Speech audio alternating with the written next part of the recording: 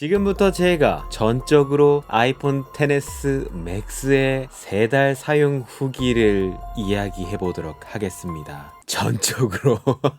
전적으로 제 말씀을 귀담아 들으셔야 할 것입니다.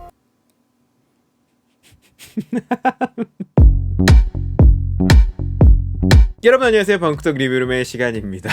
오늘은요, 한참 동안 이 대한민국을 드라마 열풍으로 몰고 갔던 스카이캐슬 이게 스카이캐슬 컨셉이 맞는지는 모르겠는데 사실 제가 이걸 안 봤기 때문에 어쨌거나 오늘 제가 준비해본 내용은요, 요 아이폰 XS 맥스 벌써 사용한 지가 3달이 넘었습니다. 이야, 세월이 왜 이렇게 빠른지 모르겠어요. 제가 애플 기기를 사용한 지가 벌써 한 14년 15년이 넘어가거든요.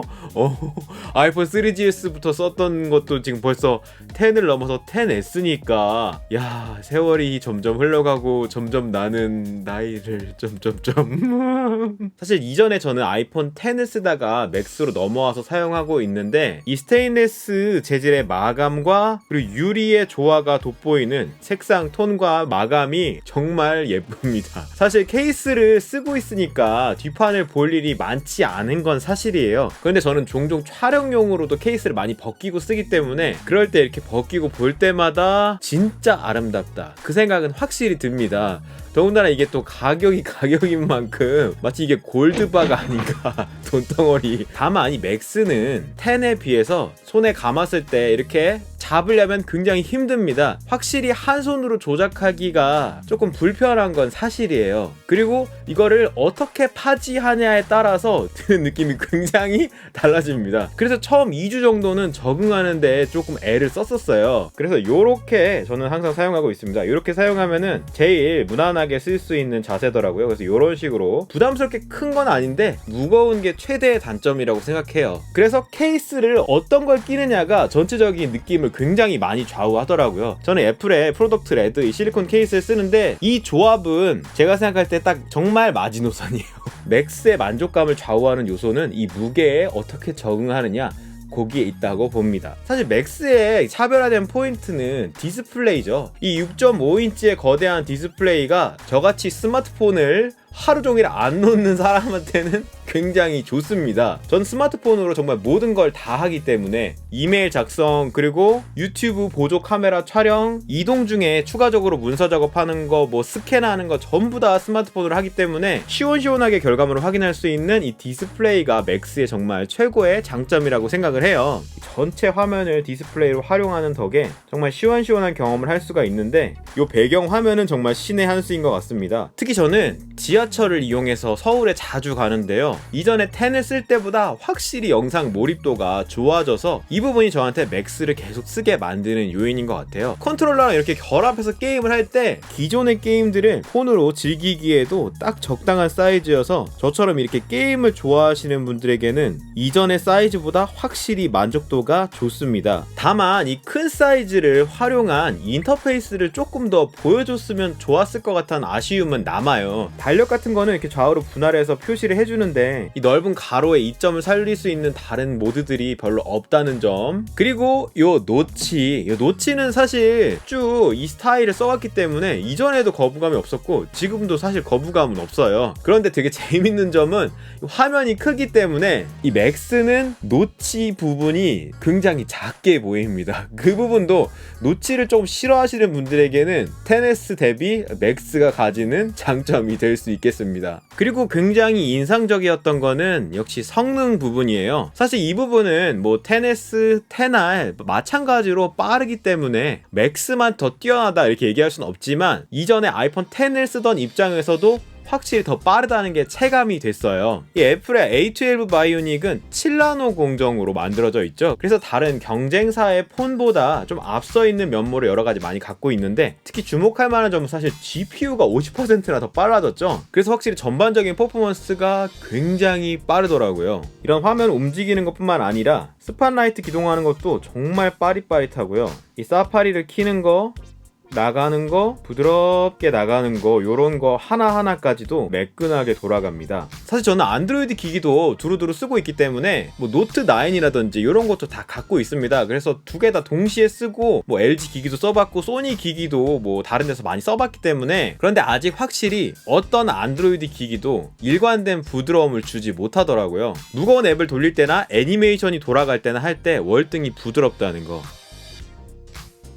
그리고 게임을 할 때 성능을 확실히 느낄 수가 있었는데, 이런 아스팔트 같은 걸 할 때 아이폰 XS Max는요 60프레임으로 돌아갑니다. 전체적인 이펙트나 효과 같은 게 훨씬 더 고옵션으로 보여요. 되게 두 개의 게임의 느낌이 많이 다릅니다. 그리고 로딩 속도도 훨씬 빨랐어요. 이렇게 게임을 많이 하시는 분들은 맥스가 이런 부분에서 유리한 점을 많이 갖고 있습니다. 그런데 성능을 활용한 재미있는 부분이 카메라였죠. 카메라가 정말 많이 달라졌습니다. 센서 크기도 커지고 새로운 이미지 처리 프로세싱을 통해서 조금 더 예쁘게 나오네 라는 느낌을 많이 받았습니다. 그래서 카페 같은 데서 사진 정말 많이 찍어서 이런 사진들은 다 폰으로만 찍고 있어요. 특히나 이번에 신기술이라고 할 수 있는 스마트 HDR이 굉장히 큰 변화점이죠. 사진을 찍지 않더라도 내장의 사진 버퍼를 갖고 있습니다. 그렇기 때문에 사진을 찍을 때 셔터렉이 없어요. 그래서 제로 셔터렉으로 결과물을 얻을 수 있는데, 그런데 그 외에도 그 사이사이에 장면들의 데이터를 갖고 있기 때문에 그 종합적인 결과물들의 베스트 장면만 조합해서 하나의 결과물을 만들어줍니다. 그게 바로 스마트 HDR이죠. 근데 뭐 애플 스타일은 이게 뭐 꽃입니다, 이게 인물입니다, 이런 거 알려주는 스타일이 아니잖아요. 그냥 찍으면 잘 나오니까 그냥 써, 약간 이런 스타일이기 때문에 결과물은 굉장히 만족스럽게 나옵니다. 다만 많이 좋아졌지만 저조도 상황에서 100% 만족을 하고 있는 건 아니에요. 그렇기 때문에 센서 크기를 좀 더 키워서 조금만 더 개선이 되면 정말 환상적인 결과물로 또 업그레이드가 될 것 같은데, 그건 차기작을 위해서 아마 남겨두고 있겠죠? 뭐 사진도 이렇게 괜찮긴 하지만 제가 생각할 때 정말 최고의 강점은 동영상입니다. 동영상 부분은 사실 경쟁사들이 너무 차이가 많이 납니다. 이 아이폰 XS, XS Max, XR 모두 4K 동영상을 30프레임까지 찍을 때는 어두운 프레임과 밝은 프레임을 얘가 항상 동시에 교차해서 수록을 하고 있기 때문에 이전까지 없었던 방식의 어두운 부분과 밝은 부분을 동시에 다 표현할 수 있는 동영상을 찍을 수 있게 됐죠. 이거를 더군다나 무제한으로 찍을 수 있다는 게 아이폰의 강점이죠. 이게 저한테 굉장히 좋았던 점은, 저는 전자기기를 찍을 때가 많은데 화면이 날아가거나 노출차가 심해져서 부작용이 생깁니다. 그런데 그런 부분을 그냥 신경 쓸 거 없이 굉장히 깨끗하게 담아줘요. 그런데 뽀샤시한 느낌이 너무 강하다, 또는 너무 플랫해 보인다 라고 느낄 수가 있습니다. 실제적으로 사용을 하실 때 암브를 낮추거나 또는 콘트라스트를 강하게 만드는 그런 느낌으로 사용하시면은 조금 쨍한 결과물을 얻을 수 있습니다. 그리고 또 굉장히 마음에 들었던 부분, 이것도 제가 많이 실험을 했었죠. 영상에서의 녹음 품질이 대폭 좋아졌습니다. 4개의 마이크를 달아서 입체적인 동영상 사운드를 얻을 수가 있게 됐죠. We will soon arrive at the cargo terminal. Please press the button if you wish to get off the bus. Those of you who are going to the domestic terminal or transferring to subway should stay on board. 그런데 아쉬운 점이 있어요. 이 새로운 입체적인 수음 기능을 일반 음성 녹음할 때는 사용할 수가 없다는 점입니다. 그런 부분은 따로 해주지 않은 게 굉장히 아쉽습니다. 이전 아이폰 X의 스테레오 감도 상당히 좋았는데 이번에는 아예 와이드 스피커 사양으로 업그레이드를 시키면서 잔향감 같은 것도 표현이 됩니다. 되게 넓게 들립니다. 공간감이 있는 음악을 들으면 확실히 티가 나요. 그리고 페이스 아이디도 생각보다 차이가 꽤 납니다. 안 풀리는 경우가 현저히 줄었어요. 속도도 굉장히 빠르고요. 자, 바로 이런 식으로 풀리죠. 바로 그냥 풀립니다.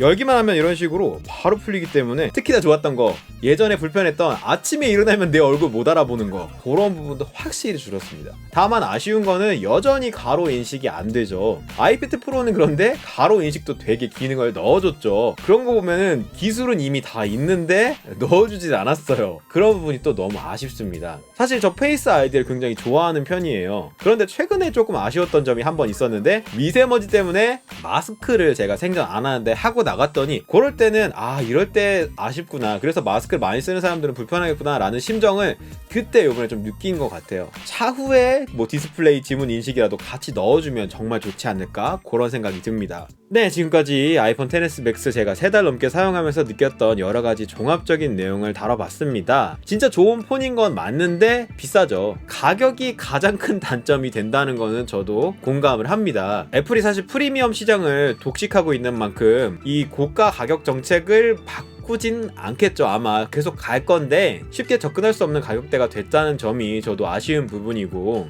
사실 10S랑 그 구별이 되는 사양은 아니잖아요. 뭐 성능 차이가 아니라 인터페이스라든지 그런 편의 기능에서라도 조금 더 있었으면 차별화된 만족감을 가질 수 있지 않았을까, 그런 아쉬움이 있습니다. 어쨌거나 저처럼 하루 종일 폰을 쥐고 모든 걸 해결하는 사람의 입장에서는 굉장히 마음에 들기 때문에 다음 아이폰이 나올 때까지는 맥스를 메인폰으로 쓸 겁니다. 그럼 오늘 여기서 영상 모두 마치겠습니다. 모두 안녕. 전적으로